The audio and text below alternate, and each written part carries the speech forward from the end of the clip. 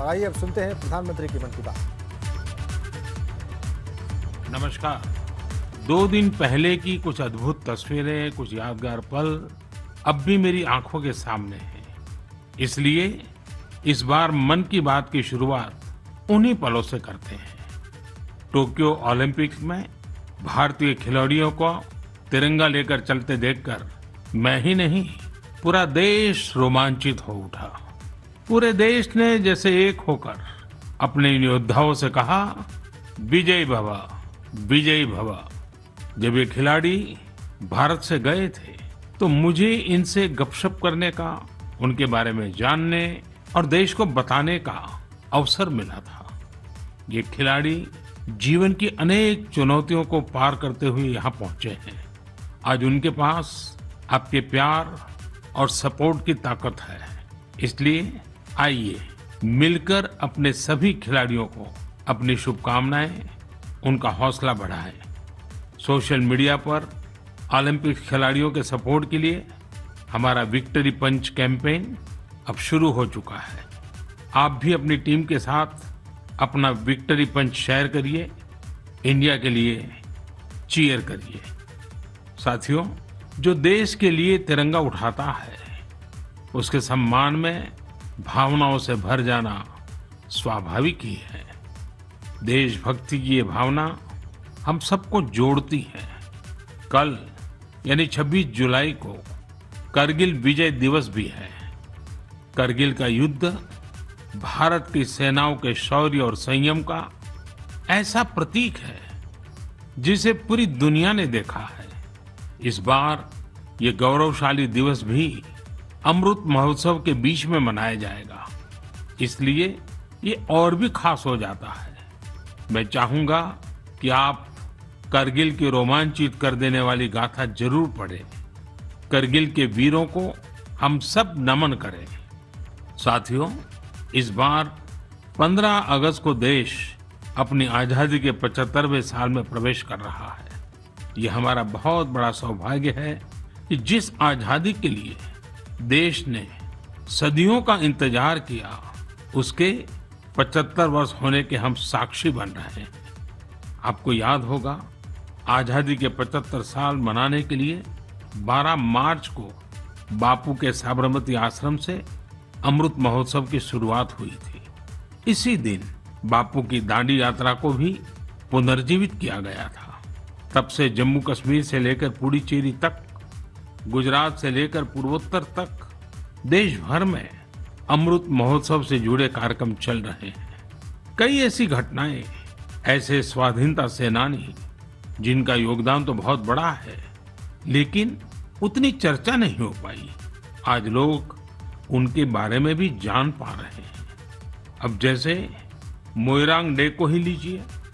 मणिपुर का छोटा सा कस्बा मोइरांग कभी नेताजी सुभाष चंद्र बोस की इंडियन नेशनल आर्मी यानी INA का एक प्रमुख ठिकाना था। यहाँ आजादी के पहले ही INA के कर्नल शौकत मलिक जी ने झंडा फहराया था। अमृत महोत्सव के दौरान 14 अप्रैल को उसी मोइरांग में एक बार फिर तिरंगा फहराया गया। ऐसे कितने ही स्वाधीनता सेनानी और महापुरुष हैं जिन्हें अमृत महोत्सव में देश याद कर रहा है। सरकार और सामाजिक संगठनों की तरफ से भी लगातार इससे जुड़े कार्यक्रम आयोजित किए जा रहे हैं। ऐसा ही एक आयोजन इस बार 15 अगस्त को होने जा रहा है। ये एक प्रयास है राष्ट्रगान से जुड़ा हुआ। सांस्कृतिक मंत्रालय की कोशिश है कि इस दिन ज्यादा से ज्यादा भारतवासी मिलकर राष्ट्रगान गाएं। इसके लिए एक वेबसाइट भी बनाई गई है, राष्ट्रगान.in। इस वेबसाइट की मदद से आप राष्ट्रगान गाकर उसे रिकॉर्ड कर पाएंगे, इस अभियान से जुड़ पाएंगे। मुझे उम्मीद है आप इस अनोखी पहल से जरूर जुड़ेंगे। इसी तरह के बहुत सारे अभियान, बहुत सारे प्रयास आपको आने वाले दिनों में देखने को मिलेंगे। अमृत महोत्सव किसी सरकार का कार्यक्रम नहीं, किसी राजनीतिक दल का कार्यक्रम नहीं, यह कोटि कोटि भारतवासियों का कार्यक्रम है। हर स्वतंत्र और कृतज्ञ भारतीय का अपने स्वतंत्रता सेनानियों को नमन है। और इस महोत्सव की मूल भावना का विस्तार तो बहुत विशाल है। ये भावना है अपने स्वाधीनता सेनानियों के मार्ग पर चलना, उनके सपनों का देश बनाना। जैसे देश की आजादी के मतवाले स्वतंत्रता के लिए एकजुट हो गए थे, वैसे ही हमें देश के विकास के लिए एकजुट होना है। हमें देश के लिए जीना है, देश के लिए काम करना है। और इसमें छोटे छोटे प्रयास भी बड़े नतीजे ला देते हैं। रोज के कामकाज करते हुए भी हम राष्ट्र निर्माण कर सकते हैं।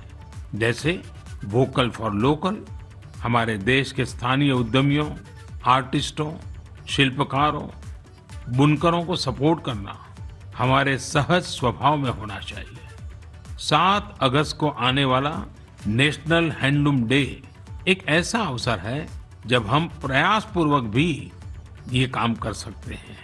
नेशनल हैंडलूम डे के साथ बहुत ऐतिहासिक पृष्ठभूमि जुड़ी हुई है। इसी दिन 1905 में स्वदेशी आंदोलन की शुरुआत हुई थी। साथियों, हमारे देश के ग्रामीण और आदिवासी इलाकों में हैंडलूम कमाई का बहुत बड़ा साधन है। ये ऐसा क्षेत्र है जिससे लाखों महिलाएं, लाखों बुनकर, लाखों शिल्पी जुड़े हुए हैं। आपके छोटे छोटे प्रयास बुनकरों में एक नई उम्मीद जगाएंगे। आप स्वयं कुछ न कुछ खरीदें और अपनी बात दूसरों को भी बताएं। और जब हम आजादी के 75 साल मना रहे हैं, तब तो इतना करना हमारी जिम्मेवारी बनती ही है भाइयों। आपने देखा होगा, साल 2014 के बाद से ही मन की बात में हम अक्सर खादी की बात करते हैं। ये आपका ही प्रयास है कि आज देश में खादी की बिक्री कई गुना बढ़ गई है। क्या कोई सोच सकता था कि खादी के किसी स्टोर से एक दिन में 1 करोड़ रुपए से अधिक की बिक्री हो सकती है? लेकिन आपने ये भी कर दिखाया है। आप जब भी कहीं पर खादी का कुछ खरीदते हैं तो इसका लाभ हमारे गरीब बुनकर भाइयों बहनों को ही होता है। इसलिए खादी खरीदना एक तरह से जन सेवा भी है, देश सेवा भी है। मेरा आपसे आग्रह है कि आप सभी मेरे प्यारे भाइयों बहनों ग्रामीण इलाकों में बन रहे हैंडलूम प्रोडक्ट्स जरूर खरीदें और उसे #myhandloom mypride के साथ शेयर करें। साथियों, बात जब आजादी के आंदोलन और खादी की हो तो पूज्य बापू का स्मरण होना स्वाभाविक है। जैसे बापू के नेतृत्व में भारत छोड़ो आंदोलन चला था, वैसे ही आज हर देशवासी को भारत जोड़ो आंदोलन का नेतृत्व करना है। यह हमारा कर्तव्य है कि हम अपना काम ऐसे करें जो विविधताओं से हमारे भारत को जोड़ने में मददगार हो। तो आइए हम अमृत महोत्सव को ये अमृत संकल्प लें कि देश ही हमारी सबसे बड़ी आस्था, सबसे बड़ी प्राथमिकता बना रहेगा। नेशन फर्स्ट, ऑलवेज फर्स्ट के मंत्र के साथ ही हमें आगे बढ़ना है। मेरे प्यारे देशवासियों, आज मैं मन की बात सुन रहे मेरे युवा साथियों का विशेष आभार व्यक्त करना चाहता हूं। अभी कुछ दिन पहले ही माय.गॉव की ओर से मन की बात के श्रोताओं को लेकर एक स्टडी की गई थी। इस स्टडी में ये देखा गया कि मन की बात के लिए संदेश और सुझाव भेजने वालों में प्रमुखतः कौन लोग हैं। स्टडी के बाद ये जानकारी सामने आई कि संदेश और सुझाव भेजने वालों में से करीब करीब 75% लोग 35 वर्ष की आयु से कम के होते हैं। यानी भारत की युवा शक्ति के सुझाव मन की बात को दिशा दे रहे हैं। मैं इसे बहुत अच्छे संकेत के रूप में देखता हूँ।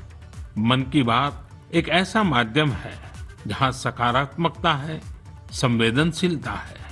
मन की बात में हम पॉजिटिव बातें करते हैं। इसका कैरेक्टर कलेक्टिव है। सकारात्मक विचारों और सुझावों के लिए भारत के युवाओं की ये सक्रियता मुझे आनंदित करती है। मुझे इस बात की भी खुशी है कि मन की बात के माध्यम से मुझे युवाओं के मन को भी जानने का अवसर मिलता है। साथियों, आप लोगों से मिले सुझाव ही मन की बात की असली ताकत है। आपके सुझाव ही मन की बात के माध्यम से भारत की विविधता को प्रकट करते हैं, भारतवासियों के सेवा और त्याग की खुशबू को चारों दिशाओं में फैलाते हैं, हमारे मेहनत का युवाओं के इनोवेशन से सबको प्रेरित करते हैं। मन की बात में आप कई तरह के आइडियाज भेजते हैं। हम सभी पर तो चर्चा नहीं कर पाते, लेकिन उनमें से बहुत से आइडियाज को मैं संबंधित विभागों को जरूर भेजता हूं ताकि उन पर आगे काम किया जा सके। साथियों, मैं आपको साईं प्रणीत जी के प्रयासों के बारे में बताना चाहता हूं। साईं प्रणीत जी एक सॉफ्टवेयर इंजीनियर है, आंध्र प्रदेश के रहने वाले। पिछले वर्ष उन्होंने देखा कि उनके यहाँ मौसम की मार की वजह से किसानों को काफी नुकसान उठाना पड़ा था। मौसम विज्ञान में उनकी दिलचस्पी बरसों से थी, इसलिए उन्होंने अपनी दिलचस्पी और अपने टैलेंट को किसानों की भलाई के लिए इस्तेमाल करने का फैसला किया। अब वे अलग अलग डेटा सोर्सेज से वेदर डेटा खरीदते हैं, उसका विश्लेषण करते हैं और स्थानीय भाषा में अलग अलग माध्यमों से किसानों के पास जरूरी जानकारी पहुंचाते हैं। वेदर अपडेट्स के अलावा प्रणीत जी अलग अलग क्लाइमेट कंडीशंस में लोगों को क्या करना चाहिए गाइडेंस भी देते हैं। खासकर बाढ़ से बचने के लिए या फिर तूफान या बिजली गिरने पर कैसे बचा जाए, इस बारे में भी वो लोगों को बताते हैं। साथियों, एक और इस नौजवान सॉफ्टवेयर इंजीनियर का ये प्रयास दिल को छूने वाला है, तो दूसरी ओर हमारे एक साथी के द्वारा किया जा रहा टेक्नोलॉजी का उपयोग भी आपको अचंभित कर देगा। ये साथी हैं ओडिशा के संबलपुर जिले के एक गांव में रहने वाले श्रीमान इसाक मुंडा जी। इसाक जी कभी एक दिहाड़ी मजदूर के रूप में काम करते थे, लेकिन अब वे एक इंटरनेट सेंसेशन बन गए हैं। अपने YouTube चैनल से वो काफी रुपये कमा रहे हैं। वे अपने वीडियोस में स्थानीय व्यंजन, पारंपरिक खाना बनाने के तरीके, अपने गांव, अपनी लाइफस्टाइल, परिवार और खान पान की आदतों को प्रमुखता से दिखाते हैं। एक यूट्यूबर के रूप में उनकी यात्रा मार्च 2020 में शुरू हुई थी, जब उन्होंने ओडिशा के मशहूर स्थानीय व्यंजन पखाल से जुड़ा एक वीडियो पोस्ट किया था। तब से वे सैकड़ों वीडियो पोस्ट कर चुके हैं। उनका ये प्रयास कई कारणों से सबसे अलग है, खासकर इसलिए कि इससे शहरों में रहने वाले लोगों को वो जीवन शैली देखने का अवसर मिलता है जिसके बारे में वे बहुत कुछ नहीं जानते। इसाक मुंडा जी कल्चर और कुजिन दोनों को बराबर मिलाकर के सेलिब्रेट कर रहे हैं और हम सबको प्रेरणा भी दे रहे हैं। साथियों, जब हम टेक्नोलॉजी की चर्चा कर रहे हैं तो मैं एक और इंटरेस्टिंग विषय की चर्चा करना चाहता हूँ। आपने हाल फिलहाल में पढ़ा होगा, देखा होगा कि IIT मद्रास के एलुमनी द्वारा स्थापित एक स्टार्टअप ने एक 3D प्रिंटेड हाउस बनाया है। 3D प्रिंटिंग करके घर का निर्माण आखिर ये हुआ कैसे? दरअसल इस स्टार्टअप ने सबसे पहले 3D प्रिंटर में एक 3 डायमेंशनल डिजाइन को फीड किया और फिर एक विशेष प्रकार के कंक्रीट के माध्यम से लेयर बाय लेयर एक 3D स्ट्रक्चर फैब्रिकेट कर दिया। आपको यह जानकर खुशी होगी कि देश भर में इस प्रकार के कई प्रयोग हो रहे हैं। एक समय था जब छोटे छोटे कंस्ट्रक्शन के काम में भी वर्षों लग जाते थे, लेकिन आज टेक्नोलॉजी की वजह से भारत में स्थिति बदल रही है। कुछ समय पहले हमने दुनिया भर की ऐसी इनोवेटिव कंपनीज को आमंत्रित करने के लिए एक global housing technology challenge launch किया था। ये देश में अपनी तरह का अलग तरह का अनोखा प्रयास है, इसलिए हमने इन्हें लाइट हाउस प्रोजेक्ट्स का नाम दिया। फिलहाल देश में 6 अलग अलग जगहों पर लाइट हाउस प्रोजेक्ट्स पर तेजी से काम चल रहा है। इन लाइट हाउस प्रोजेक्ट्स में मॉडर्न टेक्नोलॉजी और इनोवेटिव तौर तरीकों का इस्तेमाल किया जाता है। इससे कंस्ट्रक्शन का टाइम कम हो जाता है, साथ ही जो घर बनते हैं वो अधिक टिकाऊ, किफायती और आरामदायक होते हैं। मैंने हाल ही में ड्रोन्स के जरिए इन प्रोजेक्ट्स की समीक्षा भी की और कार्य की प्रगति को लाइव देखा।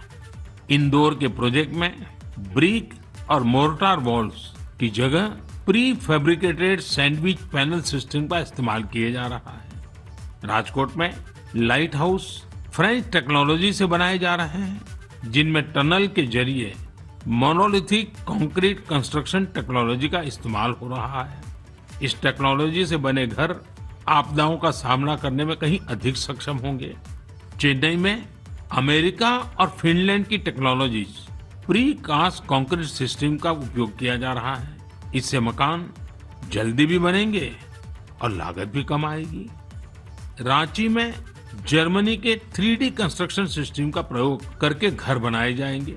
इसमें हर कमरे को अलग से बनाया जाएगा, फिर पूरे स्ट्रक्चर को उसी तरह जोड़ा जाएगा जैसे ब्लॉक टॉयज को जोड़ा जाता है। अगरतला में न्यूजीलैंड की टेक्नोलॉजी का उपयोग कर स्टील फ्रेम के साथ मकान बनाए जा रहे हैं जो बड़े भूकंप को झेल सकते हैं। वहीं लखनऊ में कनाडा की टेक्नोलॉजी का इस्तेमाल किया जा रहा है। इसमें प्लास्टर और पेंट की जरूरत नहीं होगी और तेजी से घर बनाने के लिए पहले से ही तैयार दीवारों का प्रयोग किया जाएगा। साथियों, आज देश में ये प्रयास हो रहा है कि ये प्रोजेक्ट इंक्यूबेशन सेंटर्स की तरह काम करे। इससे हमारे प्लानर्स, आर्किटेक्ट्स, इंजीनियर्स और स्टूडेंट्स नई टेक्नोलॉजी को जान सकेंगे और उसका एक्सपेरिमेंट भी कर पाएंगे। मैं इन बातों को खास तौर पर अपने युवाओं के लिए साझा कर रहा हूं ताकि हमारे युवा राष्ट्र हित में टेक्नोलॉजी के नए नए क्षेत्रों की ओर प्रोत्साहित हो सके। मेरे प्यारे देशवासियों, आपने अंग्रेजी की एक कहावत सुनी होगी, to learn is to grow, यानी सीखना ही आगे बढ़ना है। जब हम कुछ नया सीखते हैं तो हमारे लिए प्रगति के नए नए रास्ते खुद ब खुद खुल जाते हैं। जब भी कहीं लीक से हटकर कुछ नया करने का प्रयास हुआ है, मानवता के लिए नए द्वार खुले हैं, एक नए युग का आरंभ हुआ है। और आपने देखा होगा, जब कहीं कुछ नया होता है तो उसका परिणाम हर किसी को आश्चर्यचकित कर देता है। अब जैसे कि अगर मैं आपसे पूछूं कि वो कौन से राज्य हैं जिन्हें आप सेब, एप्पल के साथ जोड़ेंगे, तो जाहिर है कि आपके मन में सबसे पहले हिमाचल प्रदेश, जम्मू कश्मीर और उत्तराखंड का नाम आएगा। पर अगर मैं कहूं कि इस लिस्ट में आप मणिपुर को भी जोड़ दीजिए तो शायद आप आश्चर्य से भर जाएंगे। कुछ नया करने के जज्बे से भरे युवाओं ने मणिपुर में ये कारनामा कर दिखाया है। आजकल मणिपुर के उखरुल जिले में सेब की खेती जोर पकड़ रही है। यहाँ के किसान अपने बागानों में सेब उगा रहे हैं। सेब उगाने के लिए इन लोगों ने बाकायदा हिमाचल जाकर ट्रेनिंग भी ली है। इनमें से एक हैं टीएस रिंगफामीयोंग। ये पैसे से एक एरोनॉटिकल इंजीनियर है। उन्होंने अपनी पत्नी श्रीमती टीएस एंजल के साथ मिलकर सेब की पैदावार की है। इसी तरह अवुंगशी शिमरे ऑगस्टिन ने भी अपने बागान में सेब का उत्पादन किया है। अवुंगशी दिल्ली में जॉब करती थी। ये छोड़कर वो अपने गांव लौट गई और सेब की खेती शुरू की। मणिपुर में आज ऐसे कई एप्पल ग्रोवर हैं जिन्होंने कुछ अलग और नया करके दिखाया है। साथियों, हमारे आदिवासी समुदाय में बेर बहुत लोकप्रिय रहा है। आदिवासी समुदायों के लोग हमेशा से बेर की खेती करते रहे हैं, लेकिन कोविड-19 महामारी के बाद इसकी खेती विशेष रूप से बढ़ती जा रही है। त्रिपुरा के उनाकोटी के ऐसे ही 32 साल के मेरे युवा साथी हैं विक्रमजीत चकमा। उन्होंने बेर की खेती की शुरुआत कर काफी मुनाफा भी कमाया है और अब तो लोगों को बेर की खेती करने के लिए प्रेरित भी कर रहे हैं। राज्य सरकार भी ऐसे लोगों की मदद के लिए आगे आई है। सरकार द्वारा इसके लिए कई विशेष नर्सरी बनाई गई है ताकि बेर की खेती से जुड़े लोगों की मांग पूरी की जा सके। खेती में इनोवेशन हो रहे हैं तो खेती के बाय प्रोडक्ट्स में भी क्रिएटिविटी देखने को मिल रही है। साथियों, मुझे उत्तर प्रदेश के लखीमपुर खीरी में किए गए एक प्रयास के बारे में भी पता चला है। कोविड के दौरान ही लखीमपुर खीरी में एक अनोखी पहल हुई है। वहां महिलाओं को केले के बेकार तनों से फाइबर बनाने की ट्रेनिंग देने का काम शुरू किया गया। वेस्ट में से बेस्ट करने का मार्ग। केले के तने को काटकर मशीन की मदद से बनाना फाइबर तैयार किया जाता है जो जूट या सन की तरह होता है।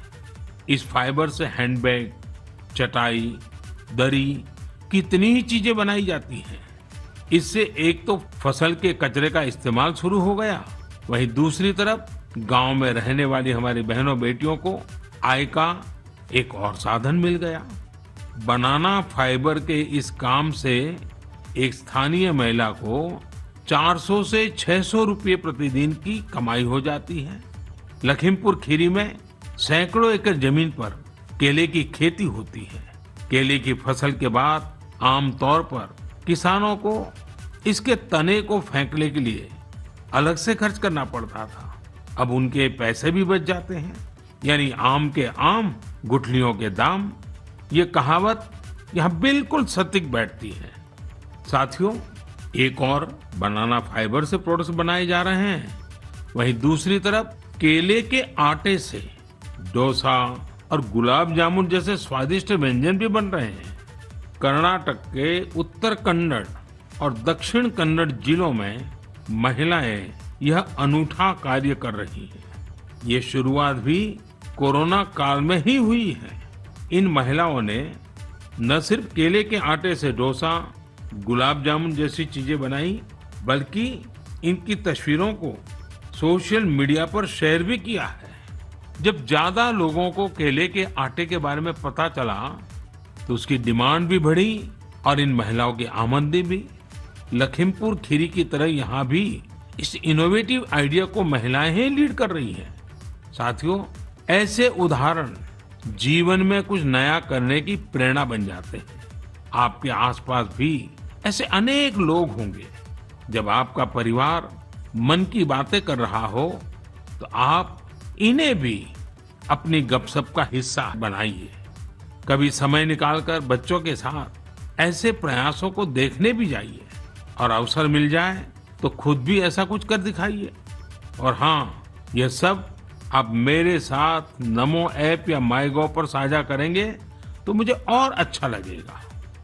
मेरे प्यारे देशवासियों, हमारे संस्कृत ग्रंथों में एक श्लोक है, आत्मार्थम जीवलोके अस्मिन् को न जीवति ही मानवः परम परोपकार्थम यो जीवति स जीवति।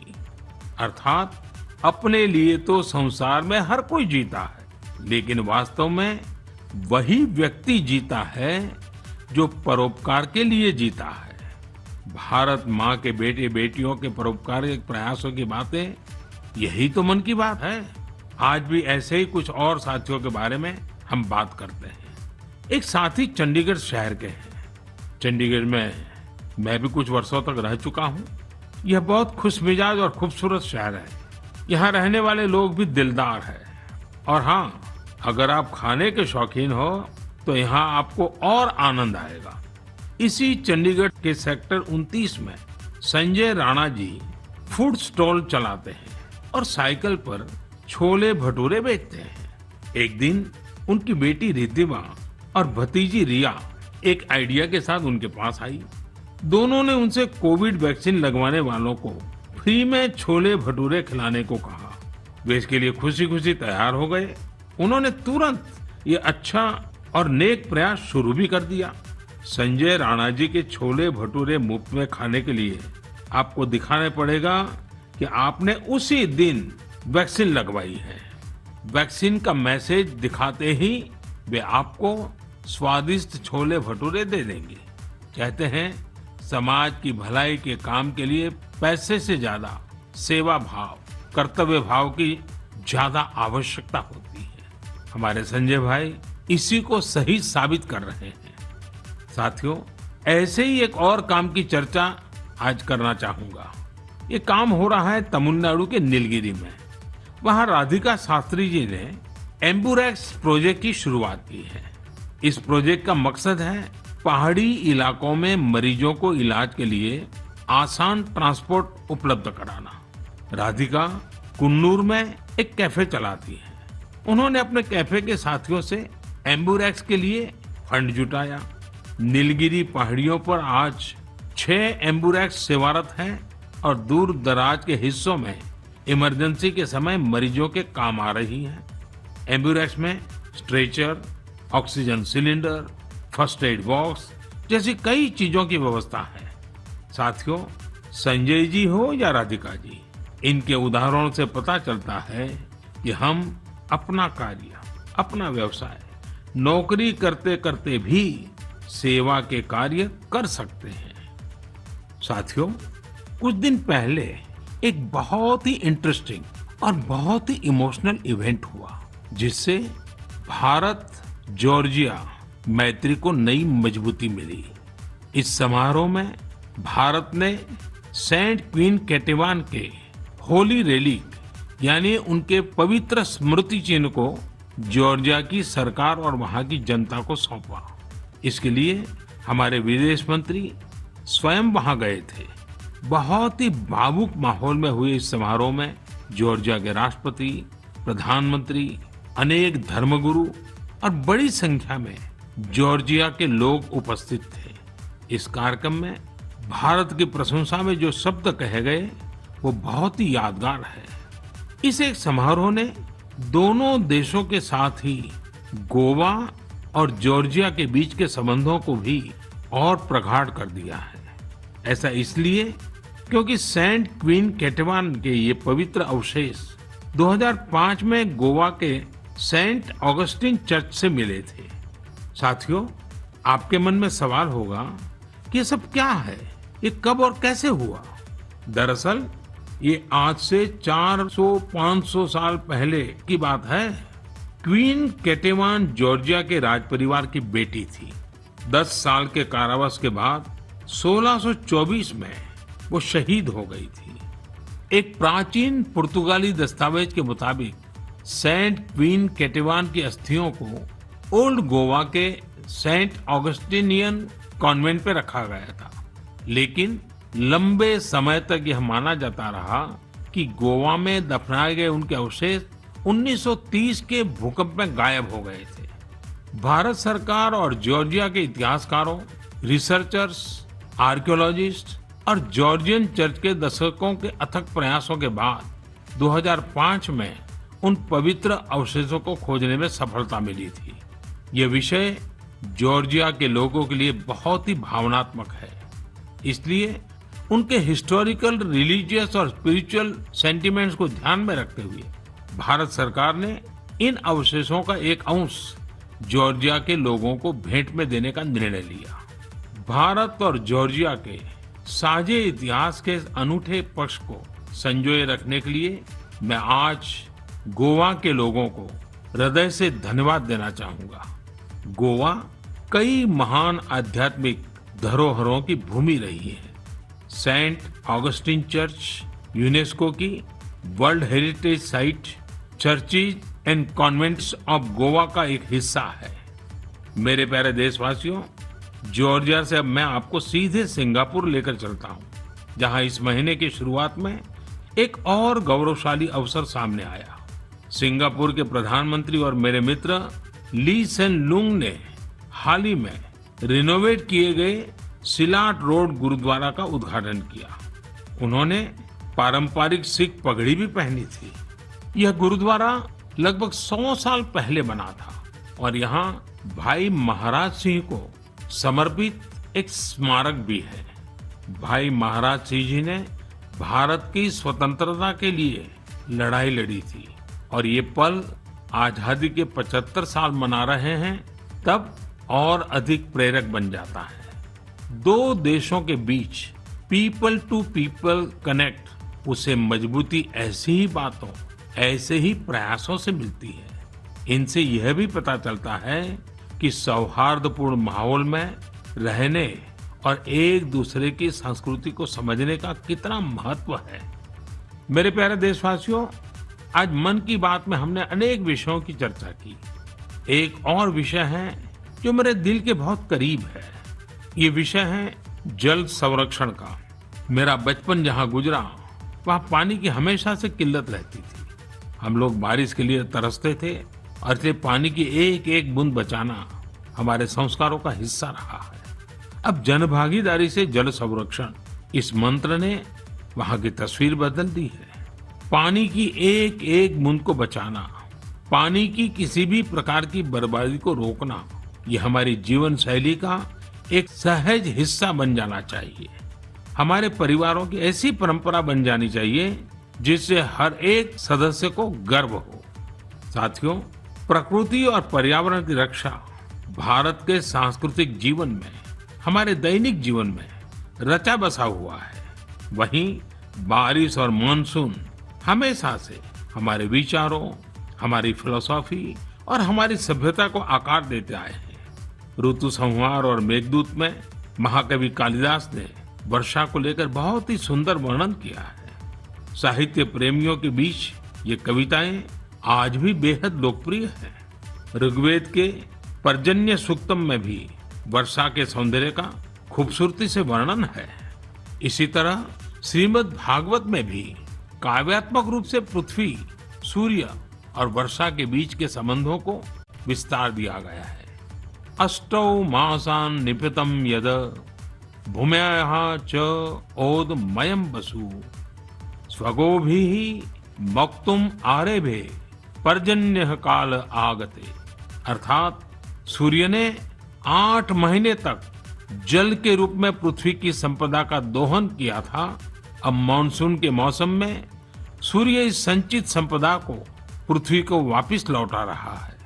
वाकई मानसून और बारिश का मौसम सिर्फ खूबसूरत और सुहाना ही नहीं होता, बल्कि यह पोषण देने वाला, जीवन देने वाला भी होता है। वर्षा का पानी जो हमें मिल रहा है वो हमारी भावी पीढ़ियों के लिए है। ये हमें कभी भूलना नहीं चाहिए। आज मेरे मन में विचार आया कि क्यों न इन रोचक संदर्भों के साथ ही मैं अपनी बात समाप्त करूं। आप सभी को आने वाले पर्वों की बहुत बहुत शुभकामनाएं। पर्व और उत्सवों के समय ये जरूर याद रखिएगा कि कोरोना अभी हमारे बीच से गया नहीं है। कोरोना से जुड़े प्रोटोकॉल आपको भूलने नहीं है। आप स्वस्थ और प्रसन्न रहें। बहुत बहुत धन्यवाद।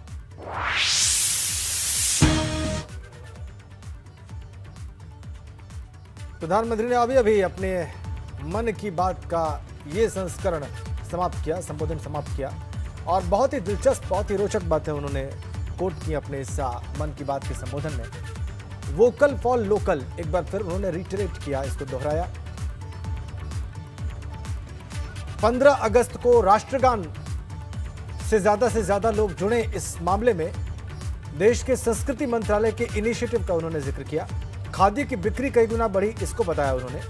और शुरुआत ओलंपिक की तस्वीरों से की, ओपनिंग सेरेमनी की तस्वीरों से की। और जो कुछ उन्होंने कहा एक बार आपको फिर से उसके महत्वपूर्ण सुनवाते हैं। जैसे बापू के नेतृत्व में भारत छोड़ो आंदोलन चला था, वैसे ही आज हर देशवासी को भारत जोड़ो आंदोलन का नेतृत्व करना है। यह हमारा कर्तव्य है कि हम अपना काम ऐसे करें जो विविधताओं से हमारे भारत को जोड़ने में मददगार हो। तो आइए हम अमृत महोत्सव को ये अमृत संकल्प लें कि देश ही हमारी सबसे बड़ी आस्था, सबसे बड़ी प्राथमिकता बना रहेगा। नेशन फर्स्ट, ऑलवेज फर्स्ट के मंत्र के साथ ही हमें आगे बढ़ना है। तो देखा आपने, अमृत महोत्सव का शुभारंभ हुआ है इस वर्ष मार्च में, चूंकि 75वें वर्ष में भारत प्रवेश कर जाएगा 15 अगस्त को।